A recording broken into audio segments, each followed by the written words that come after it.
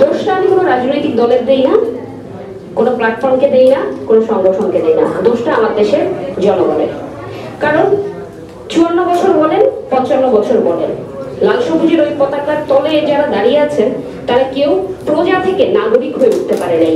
আমি ব্যক্তি যদি কখনো নিজের অধিকার সম্পর্কে সচেতন হয়ে যাই, সেক্ষেত্রে কোনো রাজনৈতিক দল, কোনো অন্য কোনো শক্তি কি আমার সেই অধিকার কেড়ে নিতে পারবে?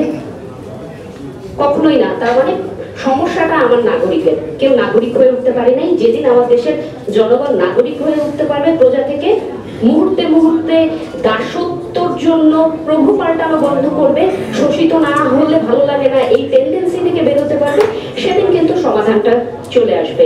নতুন করে আমার বলতে হবে না কবে নাগাদ হচ্ছে তোমরা সরকার গঠন করবে, কবে নাগাদ অবাধ সুষ্ঠু নিরপেক্ষ নির্বাচন দেখবে এই বাংলাদেশের মানুষ। দরকার নাই। যখন আমার নাগরিক সচেতন হয়ে যাবে, তখন প্রশাসন থেকে শুরু করে যিনি সরকার গঠনে থাকবেন, রাষ্ট্র পরিচালনায় থাকবেন, তিনি বাধ্য আমাকে আমার সঠিক যে অবস্থানটুকু সেটি দেওয়ার। কেউ আসলে তখন আপনাকে বাধা দিতে পারবে না। আর সাদিক বলছিলেন জুলাই সনদের কথা, 1 বছর হয়ে গিয়েছে। তর্ক বিতর্কের মাঝে অনেক গল্পই ঢাকা পড়ে যায়, অনেকেই নেতা হয়ে যায়, অনেকে হারিয়ে যায় কালের গহ্বরে। এই ট্রানজেকশন চলবে। 6 দফার সময়ও যা হয়েছে, 9 দফাতেও তাই। এই ট্রানজেকশনের মাঝেও যদি নতুন করে নতুন একটা ইভেন্ট রাজনৈতিক খেলা হিসেবে ব্যবহারের জন্য 50 বছরকে রেডি না করেন, তাহলে সবাই ঐক্যবদ্ধভাবে অন্তত জুলাই সনদটা দিয়ে দিয়েন। কারণ যে মানুষগুলো শহীদ হয়েছেন কয়েকদিন পরে, আপনাদের এই জুলাই সনদ না দেওয়ার কারণে কিংবা সাংবিধানিক সংস্কারের না করার কারণে এদেরকে শহীদ বলতে আর পারবেন না। এবং যাদের নেতৃত্বকে বলছেন যে জুলাইকে তারা নেতৃত্ব দিয়ে সামনে নিয়ে গিয়েছেন, সাগর কিংবা মান্তাসের নাম বলছেন, এরা হবে রাষ্ট্রদ্রোহিতার যে মামলা সেটার আসামি। সো জুলাই সনদের গুরুত্বটা খুব সহজ করে তুলে দিয়েন না সবাই। সব ব্যক্তি স্বার্থ, রাজনৈতিক স্বার্থ এরাই ছিল রাজপথে। যখন আমাকে কিংবা আমার সহকর্মীদের লক্ষ্য করে গুলি ছোড়া হয়, কিংবা আমার সহকর্মীরা অর্থাৎ গণমাধ্যম কর্মীরা যখন তথ্য নিশ্চিত হতে যাচ্ছিল বিভিন্ন হাসপাতালগুলোতে, কারণ আপনারা মুখে বলতে পারেন 27 জনের মৃত্যু, আপনারা মুখে বলতে পারেন 28 জনের মৃত্যু, কিন্তু সেটি পত্রিকায় লেখার ক্ষেত্রে কিংবা গণমাধ্যমে প্রচারের আগে পরিচয় নিশ্চিত হতে হবে আমাকে।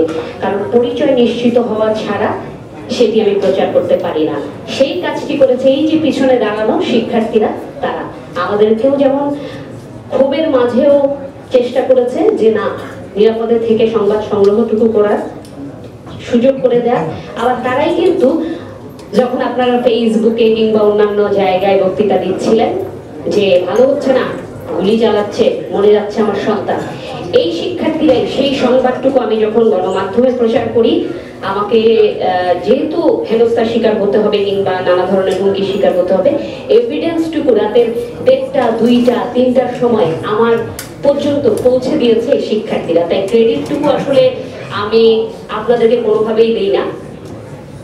কোনো রাজনৈতিক দল বলুন, কোনো সাংস্কৃতিক সংগঠন বলুন, কোনো সংস্থা বলুন, কোনো প্ল্যাটফর্ম বলুন, এই স্বীকৃতিটুকু আপনারা স্বীকার করুন আর না করুন, এটি আপামর জনতার, সেই শিক্ষার্থীদের যারা সবকিছুকে উপেক্ষা করে রাজপথে নেমে এসেছিল।